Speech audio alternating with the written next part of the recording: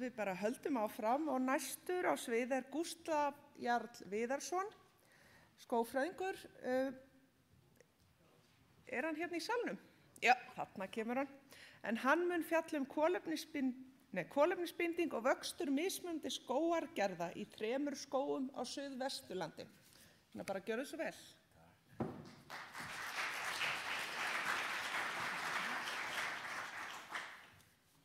Já, góðan daginn.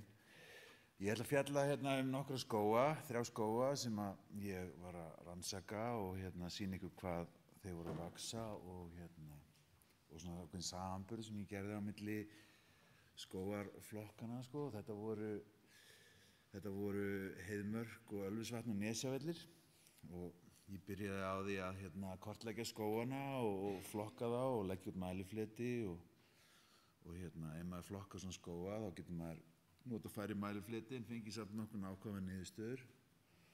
Þetta sér staðsetninguna á þeim.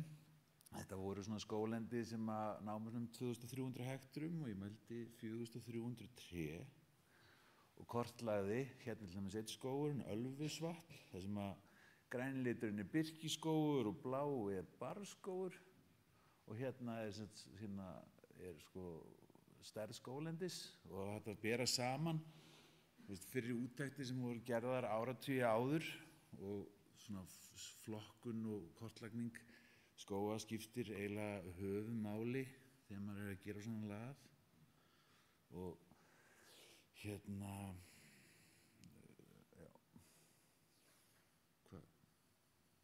Hvað að gerast?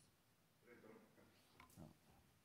Og síðan getur maður svona borið saman með að flokka svona skóga, hvað að gerast þarna og við sjáum sko áætlaðan forða koltvíoxíðs í tonnum á hektara fyrir hvern skógaflokk fyrir sig.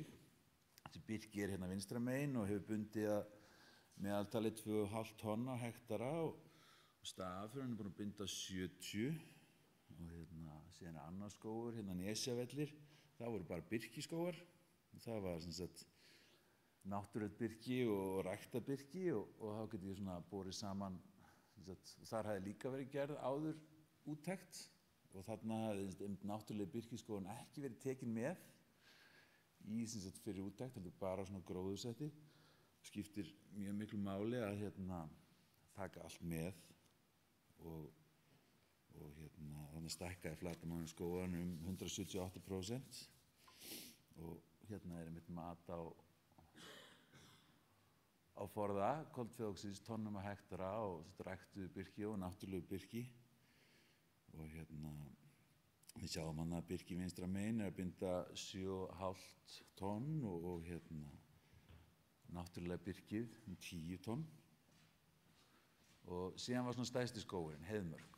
Hann var svona talsvert svona stærri og flóknari og fjölbreyttari heldur en hinir 2 og svona aðeins meiri áskorun og þarna aftur sko jókst heildarflatarmál skóganna bara mjög mikið frá fyrri úttekt sem gerð hafi verið 10 árum áður og þar munaði langmestu útbreiðslu á náttúrulegu birki og gat þá svona séð sko hvað mat á áætluðum forða koltvíoxíðs í tonnum á hektara fyrir hvern skógaflokk og frá vinstri þetta svona barrtré undir 5 metrum, næst barrtré yfir 5 metrum og síðan náttúrulegt birki og blandaður skógur og síðan svona ef maður margfaldar þetta með flatarmálinu þá getur maður séð svona heildarforða koltvíoxíðs fyrir allt og þarna sjáum við að það umtalsverður munur þrátt fyrir að á þessu eftir í hvaða flokki þetta féll í, hvort það verið undir 5 metrum eða yfir eða birki eða bland. En það sem var kannski svona áhugavert að skoða í þessu var síðan sko að bera saman þessa skógaflokka á milli svæða og það var ekki neinn munur á þessum flokkum, ekki neinn marktækur munur og þannig að ég svona sameinaði gögnin til þess að reyna að svara öðrum rannsóknarspurningum í staðinn fyrir að vera skoða svona mun á milli alltaf mismunandi skóga og eins og við sjáum þá svona sambærilegir flokkar með svona sambærilega stærðir eins og í grunnfleti og meðalvexti. Og hérna einmitt svona gaman að skoða sko bera saman, þetta kannski svolítið eins og bera saman epli og appelsínur. Þú veist það sem að barar og birkir hegða sér mjög ólíkt. Og þá voru sko sleppti einmitt svona grisjuðum mæliflötum og þeir sem voru svona mjög gamlir. Og þá sko meðalárs kolefnisbinding birkiskóga 0,3 tonn koltvíoxíðs á hektar á ári. Núverandi binding var 0,7 en í barrskóginum var meðalársbindingin 3,6 tonn á hektar á ári og núverandi ársbindingin 9,8. Og síðan síðan hérna svona samanburður á þeim breytingum sem voru að eiga sér stað á vaxtarhraða þessara skógaflokka, barr fyrir ofan og birki fyrir neðan. Sjáum við að skalinn aðeins ólíkur á milli hérna þessara flokka, skalinn. Og núverandi ársbinding var að aukast að jafnaði 0,3 tonn á hektar á ári hjá barrskógunum en 0,03 tonn á hektar á ári hjá birkiskógunum. En hvorug skógagerðin sýndi nein merki að núverandi árskolefnisbinding væri tekin að minnka á fyrstu 60 árunum. Og ef að reiknuð aukning núverandi árskolefnisbindingar fyrir 25 ár, þá hefðu barrskógarnir alls aukið bindihraða sinn 8,1 tonn á hektar á ári og birki hefðu aukið bindihraða sinn 0,7 tonn á hektar á ári. Og til þess að skoða þetta svona aðeins nánar, þá tók ég hérna 2 aldursbil og skoðaði svona eldri og yngri barr- og birkiskóga. Og hérna í yngri flokknum var ekki marktækur munur á þéttleika trjáa og hins vegar voru allar breytur sem tengja stærð trjánna marktækt herri fyrir barrskóginn. Og í yngra birki var yfirhæð 2,5 metrar og grunnflötur var 2,2 fermetrar á hektara sem þýðir að þeir voru ennþá mjög opnir og nýttu bara hluta sólarljóssins til vaxtar á meðan barrskógurinn hafði á sama tíma náð að fylla vaxtarrými sitt betur og hafði náð 5,8 metra yfirhæð og 16,7 fermetrum á hektara á grunnfleti. Og meðalársbinding í yngri barrskóginum var hann einmitt 3,5 tonn á koltvíoxíð á hektar á ári og núverandi í yngri barrskógi og núverandi ársbinding 8,5 en samsvarandi stuðlar fyrir ungu birkiskógana voru 0,3 og núverandi ársbindingin var helmingi hærri. En meðalbindingin í eldri barrskógunum var 5 tonn á hektar á ári og meðalbindingin var 0,3 og meðalbindingin breytist mjög lítið í eldra birki, það kom aðeins og óvart. Það sem að núverandi ársbindingin þeirra var aðeins 1,5 tonn meðal við 0,6 á hektar á ári í yngri flokknum. Ég gerði líka samanburð á ræktuðum skógum og náttúrulegu birki og það var ekkert neitt rosa mikill munur. Hér sjáum við meðal rúmmálsvöxt á hektar á ári.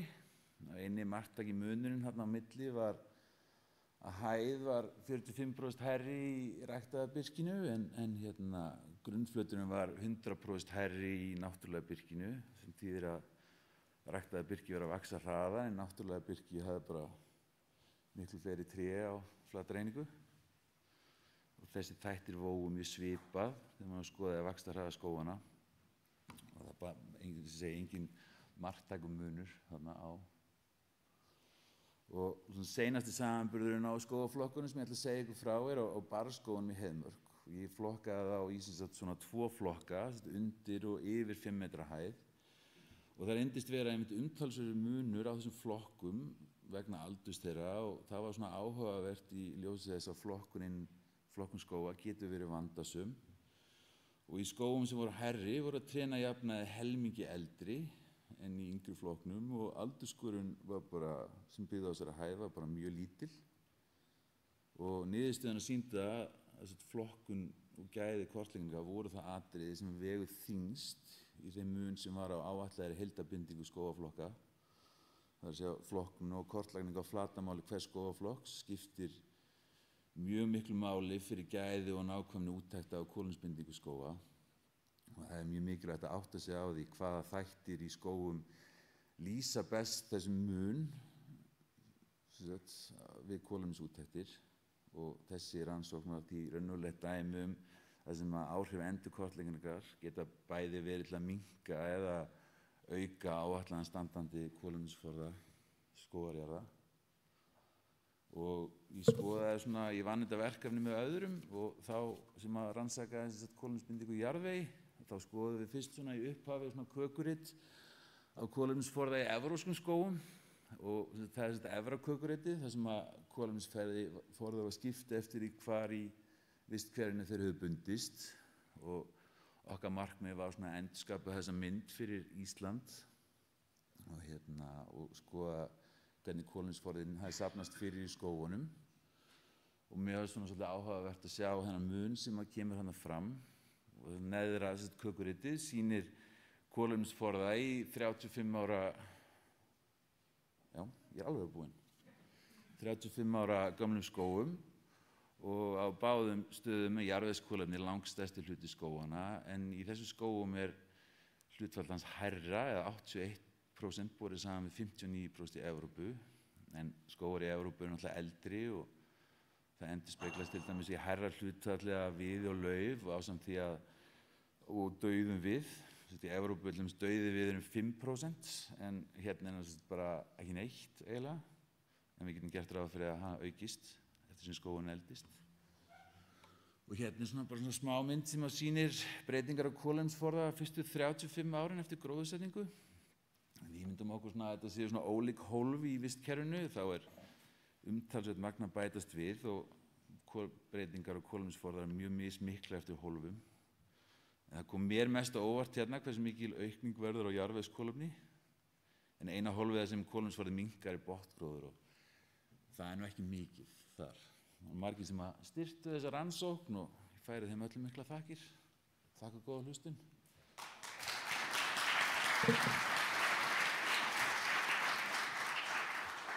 Þú mátt nú ekki fara strax, það eru bara spurningar. Þú ert með bara hátalarinn, þannig að gjör svo vel. Kæra þakkir Gústaf, það var mjög gaman að vinna þetta með þér. Þú talaðir, þetta var náttúrulega stöðteyriti, en eitt af meginmarkmiðunum með þessu meistaraverkefni var að reyna að fara yfir aðferðafræði sem að einkaaðilar þurfa að beita ef þeir ætla að votta sína kolefnisbindingu á litlum einingum. Við erum í Íslandi skógarúttekt, hún er að gera hluti fyrir það á landsvísu og við erum að meta þetta miklu fleiri þætti. Getur þú núna selt þjónustuðina og tekið út kolefnisbindingu fyrir einkaaðila sem að þurfa að vottum? Það ætla ég rétt að vona. En hvað er það mikið mál? Hvað er það erfiðar? Það er bara svona ýmsar áskoranir hérna. Ég myndi segja að kortlagningin, að ná að flokka skógana nægilega vel, með því að gera það þá bara minnkaru kostnaðinn umtalsvert vegna þess að mælingar eru dýrar og það er bara í raun og veru þannig ég held að það sem mesta áskorunin að kortleggja þetta vandlega og þannig að þessi lítill breytileiki. Takk fyrir þetta og þá er það næsta. Ég ætlaði ekki að spyrja neitt sko. Ég ætlaði bara að nefna að þarna kemur Birkir mjög illa út til þessari úttekt en það má ekki alhafa út frá þessu niðurstöðum. Nei, alls ekki. Við vitum að Birkir getur gert miklu betri hluti inn í landinu, meira innsveitum og á Norður- og Austurlandi. Einmitt. Bara hafa það í huga. Þetta er bara fyrir þessar 3 jarðir.